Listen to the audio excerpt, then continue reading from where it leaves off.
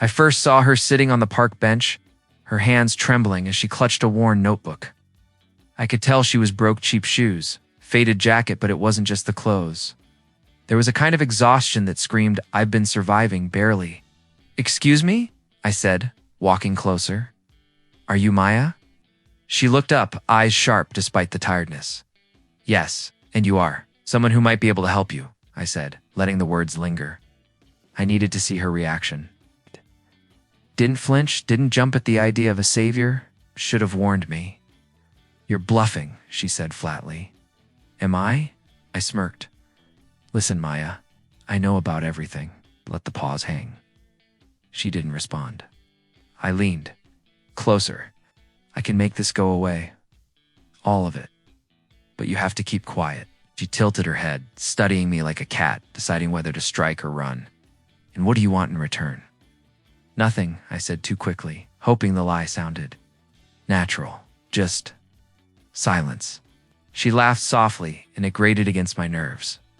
"Silence doesn't come free," she said. "You think money can erase what's already happened?" "Consider it erased," I replied, pulling an envelope from my jacket pocket. The weight of the cash made me feel powerful. She hesitated, then glanced at it. I could see the temptation flicker in her eyes, the calculation. "How much?" she asked, not taking her eyes off me. I smiled. "Enough to change your life, if you want it. Take it, and forget the past ever existed." She looked down at the envelope, then back at me. "And if I don't, then we both lose," I said firmly. "I lose my peace. You. I don't care what you lose, but it won't end well for either of us." She picked up the envelope, fingers brushing mine. I felt a flicker of something, maybe guilt, maybe admiration. "You think this will fix everything?" she asked. "It will," I said, certain. I believed it with every fiber of my being. Money always fixed things. It had to. She smiled faintly, almost imperceptibly. "Some things aren't for sale," she murmured. I blinked. "I what?" "Never mind," she said, slipping the envelope into her coat. She stood, dusted off her jacket, and offered a curt nod. "Thank you." I watched her walk away, feeling that familiar rush of control. She looked small, fragile even, and yet there was something about the way she moved. I dismissed it as arrogance. She owed me now. I had solved my problem. The next day, my colleague Jason leaned against my office door. "You really paid her off?" he asked, voice low. "Yes," I said, shrugging. "Problem solved. She won't speak a word." Simple. Jason frowned. "You're assuming a lot about someone you barely know. What if she... What?"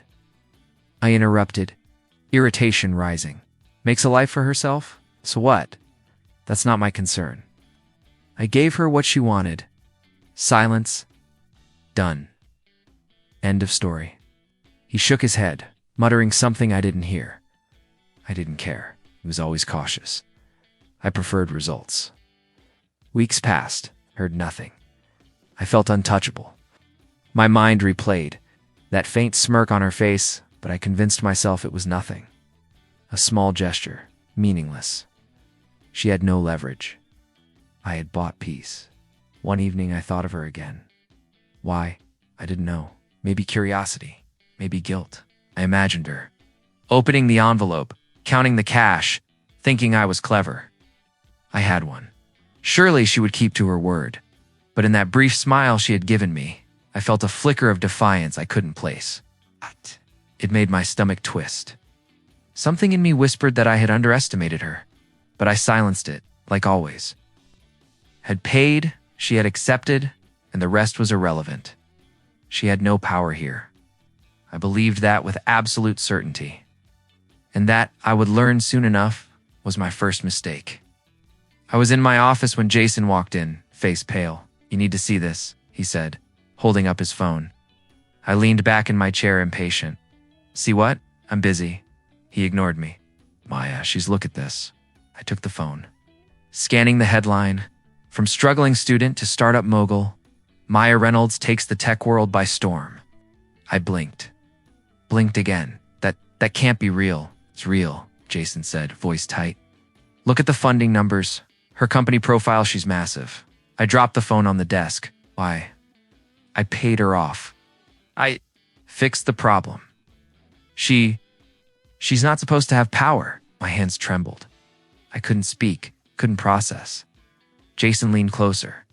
Maybe she was planning it all along. Maybe she wanted to show you what she could do. I laughed. Bitterly, show me. What do you mean? I gave her everything. I thought I controlled it. My voice cracked. I thought she'd disappear. Jason said nothing. He just stared. I felt exposed like a fool. My mind raced. Every conversation I'd had with her replayed. That faint smirk, the way she didn't flinch when I handed over the envelope. Could I have been blind all along? I grabbed my phone, searching for more information. Social media, news, business forums, her name was everywhere. Investors praising. Her interviews, where she spoke with confidence, strategy, charisma. It wasn't luck. It was deliberate, calculated. She had used the very money I gave her as a stepping stone. I paced. She's coming for me, isn't she? I muttered, more to myself than to Jason. Jason said quietly, maybe you didn't. See it coming because you underestimated her. Like everyone does. I slammed my hand on the desk. Underestimated her? I destroyed her life and she's thriving? This isn't just about money anymore, is it? Jason shrugged. I think you know the answer. I sat down, head in my hands. All this time I thought I was smart. I thought I controlled everything. And now she's the one with power. Every decision I made, every arrogant move led to this. How did I not see it? Jason hesitated. You ignored the signs. She was clever from the start. Every little smirk, every calm response, it wasn't weakness, it was planning. I felt heat in my chest, rising panic, planning against me. Jason nodded. Maybe not yet. She could. And if she does, there's nothing you can do to stop it. My mind spiraled. What if she contacted my partners, my clients, my friends? What if she exposed everything? Every shady deal, every moment I had thought myself untouchable, it could all collapse in a second. I felt my stomach twist. My life, my reputation, everything I had built could crumble because of her. I rubbed my temples, and I thought I could buy silence. I thought money fixed problems, but money didn't buy loyalty, did it? Jason shook his head. It buys obedience, maybe, but not respect, not power, not intelligence. I swallowed hard. She's stronger than me, she's smarter than me, and she's patient. The words burned as I admitted them to myself. I underestimated her from the start. Jason put a hand on my shoulder. Maybe it's time to reconsider everything, your strategy, your assumptions, even your friends. I pulled away sharply. No, I can't. I won't let her ruin me. I can't be that weak. But my voice sounded hollow, even to me. Down, I knew it wasn't a bluff. I'd already lost control. The next few days were hell. Every news update, every social media post, every casual mention of her name felt like a dagger twisting in my chest. And then, the first direct hint. An email from an unknown address. Subject line, "Do you remember our deal?" I froze. Hand shook. My pulse raced. I opened it. It was simple, just a short message. I hope you're well. I hope you remember our little arrangement. Let's talk soon. I slammed the laptop shut. She's doing this on purpose. She wants me panicked. She wants me aware. She's toying with me. Jason leaned in again. What are you going to do? Shook my head, pacing. I don't know. I can't just ignore her. But I can't. I can't fight her. Not yet. Not until I understand what she wants. She's in control now. Jason said nothing. He knew I was admitting the truth I couldn't face. Maya had won.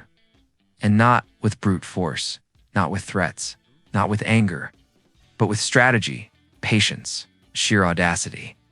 I sank into my chair, staring at the ceiling. I thought I fixed everything.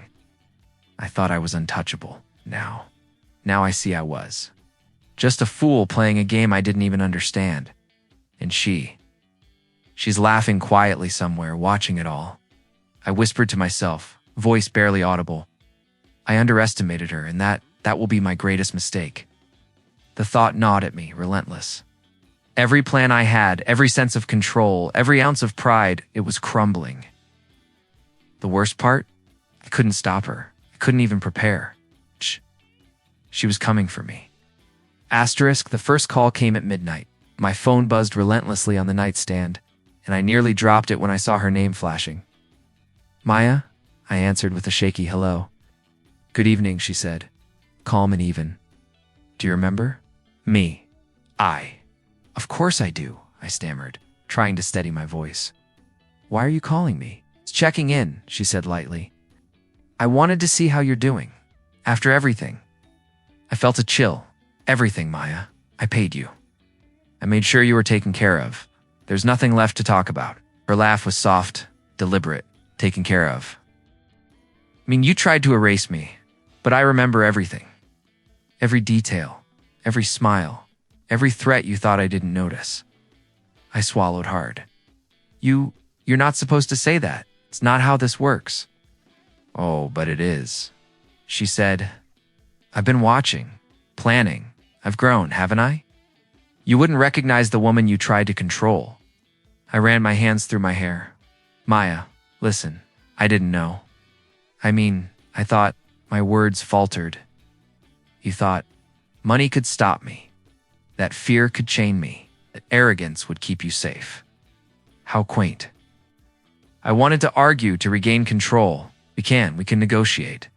I can help you know, she interrupted. It's too late for help. You made your choices. I made mine. Broke calmness. The precision of her words cut deeper than any threat could. I felt my chest tighten, shame bubbling beneath my anger. You're incredible, I muttered without thinking. I never imagined that's why you underestimated me, she said softly. And that's why you're in trouble now. I sank into the chair by the window. I've lost control, haven't I? You've already won. I wouldn't say I won. Yet, she said. I'm simply alive, aware, prepared. And you? I'm terrified, I admitted, voice barely above a whisper. And ashamed. And jealous. You've taken what I thought I controlled and made it your own. Her laugh was low, almost approving. Good. Fear is a healthy reminder. Pride. Too much pride is dangerous. Ran my fingers over the edge of the desk, trying to focus. What do you want from me? Perspective, she said, calm as ever. Reflection, awareness, maybe. But mostly, I want you to understand that actions have consequences. I closed my eyes, leaning back. I thought I was untouchable. I thought I was clever. I thought my voice cracked. I thought I was in control. You weren't, she said simply. Control is an illusion when you underestimate the people around you. The line went silent for a moment. Then she said, I'll be in touch. And just like that, the call ended. My heart raced.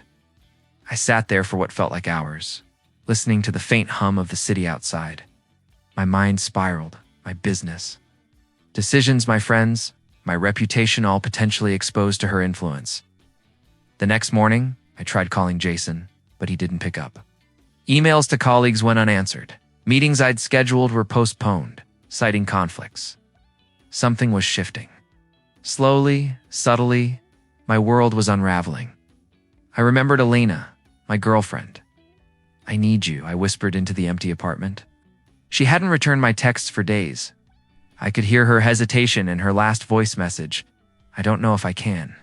Trust you right now. Panic gnawed at me.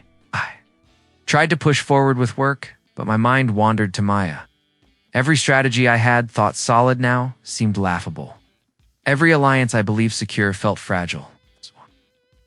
I was unraveling, piece by piece. Then I met with my mentor, Mr. Grant. You're tense, he said. Eyes sharp, you need to focus. Stop obsessing over rumors. I'm not obsessing. I said, though my voice betrayed me. I have problems. Real, dangerous problems. He studied me for a long moment. And what are you doing to solve them? I don't know. She's in control, and I can't. I cut myself off. Mr. Grant shook. His head. You think you can negotiate with fear? You think you can buy loyalty? She's not just anyone. She's strategic, patient. Don't underestimate her. I left his office more agitated than before. Every word echoed in my head. Maya, patient, strategic, calculated. I had seen none of that before. I had only seen an obstacle to be removed. Now, she was everywhere, in every corner of my mind. That evening, I sat alone, staring at my reflection in the darkened window. I created my own nightmare, I whispered. I thought I was untouchable, and yet I'm terrified. The call, the subtle changes, the avoided contacts, it all pointed in one direction. Maya wasn't just successful. She was methodical. She wasn't just influencing the world. She was dismantling mine. I rubbed my temples. I underestimated her. I thought she would take the money and vanish. But she didn't vanish. She grew. She learned. She planned. And now my voice trailed off. Now I had to face the truth. I had been a fool. Every arrogance, every assumption, every act of control had blinded me. And Maya, she was waiting, poised, knowing exactly how far she could push me before I broke completely, and somewhere deep. Despite the fear, I felt a flicker of admiration. I hated it, but it was there. She had outsmarted me. She had survived. She had won, and I. Falling apart. I called Jason first thing in the morning. Need help, I said, voice tight. Finally admitting it, said dryly. This isn't a joke, I snapped. Maya, she's everywhere. Can't you've been saying that for weeks? He interrupted. What's different now? She's crushing everything I built. Clients, friends, even Alina. She's methodical, calculated. I tried moving fast, making moves, but nothing sticks. I can't stop her, Jason sighed. Maybe because you're still playing by your old rules. Can't outsmart patience with panic. I ran a hand over my face. So what do I just wait? Watch everything collapse. Jason leaned back. You could. Or you could accept the reality you ignored for too long. I laughed bitterly. Accept reality, I can't. I'm not. I can't be weak. Then you'll keep failing. I hung up before I could argue. I went to the office, desperate for a plan. Every desk, every phone call, every strategy felt like I was hitting a wall. Each email I sent was ignored. Every attempt to call clients ended in excuses, delays, or silence. The city itself seemed to conspire against me. I muttered to myself. Pacing the office, I paid her. I thought I was clever. And now she's smarter than me. Every step I take, every move I make, it's futile. My inner voice spoke, harsh and relentless. You were arrogant. You thought money could erase consequences. You underestimated her. I didn't think she could rise like this, I whispered, voice shaking. I didn't think she'd remember everything, plan everything. I tried another approach. I reached out to her allies, hoping to intercept her indirectly. I called a few investors, left messages, tried to sow. Doubt none of it worked. In fact, my attempts seemed to strengthen her image. A message from one of her partners arrived. Maya is handling everything. No interference needed from you. You should step back. I threw my phone across the room. Step back. Can't. I won't. Elena's text came next. I don't know who you are anymore. Can't watch you destroy yourself. My chest tightened. I'm not destroying myself. I'm trying to survive. But deep down, I knew it wasn't survival. It was desperation. I was flailing, lashing out, trying to reclaim control that was never mine. I went to see Mr. Grant. I need a solution. She can't just walk over everything. You need humility, he interrupted calmly. Not more schemes. Not more money. You need to face the consequences of underestimating her. Humility. You don't understand. She's dismantling my life. Exactly. She's doing it without malice. She's using intelligence and patience. You're using panic and impulsivity. Right. That's your mistake. I left his office, fists clenched, heart racing, intelligence, patience. How did I miss that? Back at home, I stared at my reflection in the mirror. My face looked thinner, paler, like the fight was draining me from the inside out. I can't ignore her, I muttered. I can't surrender, can I? The thought of revenge flickered. I could ruin her reputation, smear her publicly, sabotage her projects. But even as the thought formed, I realized how weak it was. Every attempt would fail. She was prepared, careful, always one step ahead. Any rash move would only cement my downfall. I sank into a chair, gripping the edge. She's unstoppable. And I brought this on myself. The moral dilemma consumed me. Part of me wanted one final strike, just enough to feel some control. Another part whispered that it would destroy me further. And a quiet, trembling part, maybe the part I had ignored all along, said I needed to accept her justice. I thought about every mistake I'd made. The arrogance, the payment, the assumption that fear and money could buy silence. I had underestimated her from the start, and now I was paying the price. I whispered to myself, voice raw, maybe this is the lesson. Maybe I'm not supposed to win. Maybe I'm supposed to learn. I closed my eyes, seeing her in my mind, calm, poised, in control. Her eyes, always watching, always calculating. I felt a strange mix of fear, respect, and something I hadn't allowed myself before. Admiration. I realized that every plan I tried, every desperate maneuver, only highlighted my mistakes. Power and money couldn't undo arrogance or ignorance, not against someone like her. A call came unexpectedly, her voice smooth and deliberate. I see you've realized some things. I'm trying, I said, voice trembling. I can't fight you. Not like this. No one can, she said softly. No. But that doesn't mean the story ends here. Choices remain. I sank further into the chair. Choices, I whispered.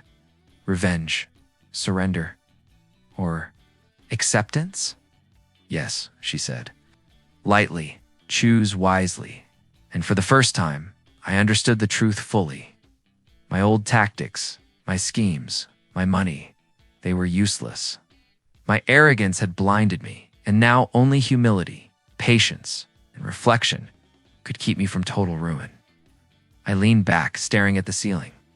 I have to make a choice. It's not the one I wanted.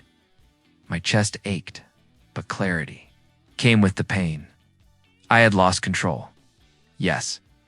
But perhaps there was a way to regain something more valuable. Insight, respect, maybe even redemption. And that choice would define me. My phone buzzed again. I froze. The name on the screen, Maya. I hesitated, fingers hovering. Finally, I answered. Hello? Hello, she said softly, almost kindly. Do you have a moment? Yes, I said, voice tight. Do you want it? I just wanted to talk, she said. Face to face, laughed bitterly. Face to face? You've been dismantling everything I built from miles away. Now you want a conversation. Distance doesn't change results, she said, and conversation is necessary. You need to understand fully. Ran my hands through my hair. Understand what? That I was a fool. That I underestimated you. I thought I controlled people with money. That's part of it, she said calmly. But it's more than that. It's about awareness, about learning your limits. I shook my head. Limits? You've destroyed me, Maya. My reputation, my business, my friends, even Alina is gone. You've taken everything. I haven't taken anything from you, she said.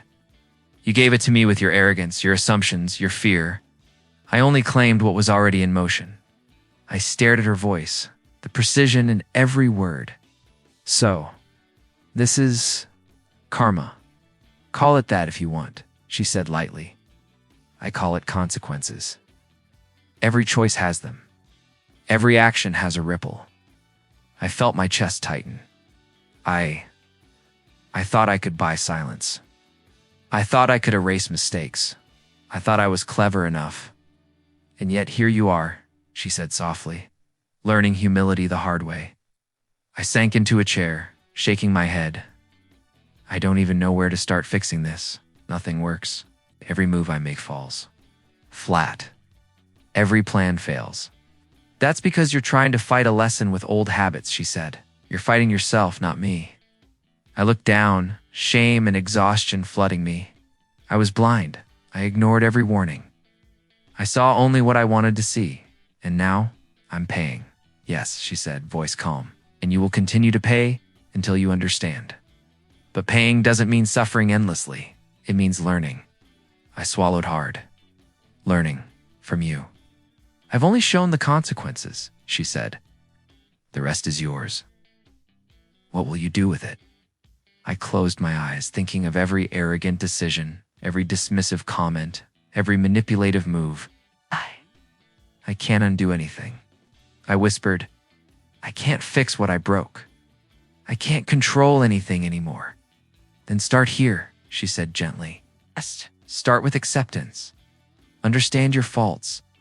Understand what arrogance costs. I shook my head, tears burning. I wanted power. I wanted control. I wanted everything. And I lost it all. And yet, she said, you still have a chance to gain something else? Insight, awareness, reflection. These are not weak. They are lasting. Choked back a sob. I don't know if I'm strong enough for that. You are, she said firmly. But you must let go of the pride that blinded you. I swallowed, feeling a strange clarity through the pain. I see now. See. How arrogance destroyed me. How fear misled me. How underestimating people almost ruined everything. Exactly, she said. And I hope you remember this, not as punishment, but as a guide, I whispered, voice trembling. I underestimated you. I underestimated everyone I thought I could control. And now I'm powerless. You are, she admitted, and that's the point. But power is not always about control. Sometimes it's about understanding. Sometimes it's about restraint. I nodded slowly, chest tight, a bitter but honest acceptance filling me. So, this is the end. For us? She asked. Yes. The chapter ends here, but your life, your learning, continues. Swallowed hard. I see it now. I see the consequences of my actions, the mistakes, the arrogance. I accept it. She paused. Good, that acceptance is everything. You will survive, not because of power, but because you've learned. The truth. I think I understand, I whispered. The money, the control, the fear. It never worked. It was all illusions. Yes, she said softly. Illusions that kept you blind. But now you see, I'm seeing. Is more powerful than anything you thought you owned? I nodded, voice breaking. Thank you, I suppose. For everything, even if it hurt. She smiled faintly. No thanks needed. Only reflection, only understanding. That is enough. I sat there for a long time. After the call ended, the weight of loss, shame, and humiliation pressed down, but beneath it, a strange clarity emerged. I had lost control, pride, and everything I thought mattered. And yet, I had gained something far more valuable. Awareness. I whispered into the quiet room, voice barely audible. Maya, you are always stronger than me, smarter than me, patient, and justified. I understand now. The city outside continued its hum, indifferent, but inside me a storm had passed. I was broken, humbled, and reflective. Karma had done its work, leaving me powerless, but awake. And in that powerless state, I finally felt free.